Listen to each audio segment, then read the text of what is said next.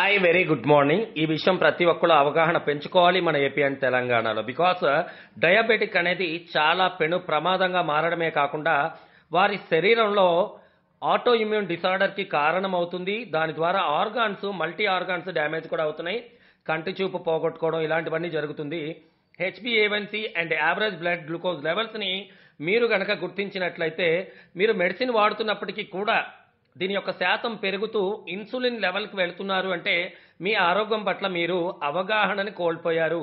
అవగాహనని మీరు పెంచుకోలేకపోతున్నారు.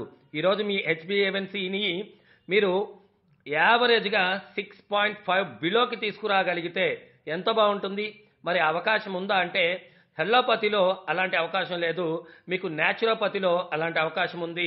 న్యాచురల్గా మీ శరీరమే అలాంటి ఒక ప్రక్రియను చేసే విధంగా ఈరోజు సాంకేతికంగా శాస్త్రీయంగా తీసుకొచ్చిన ప్రోడక్టే కోర్ వొరాక్వి అండ్ రీజన్స్ ఎంవి.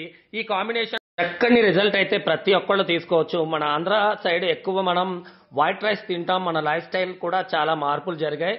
దీన్ని మీరు దృష్టిలో పెట్టుకోవాలి. 5.7% లోపల ఉన్నట్లయితే మనల్ని నార్మల్ నాన్ డయాబెటిక్ అంటారు. 5.7 to 6.4 మధ్యలో ఫ్రీ డయాబెటిక్ హై రిస్క్ లోకి మీరు అడుగు పెడుతున్నారంటారు.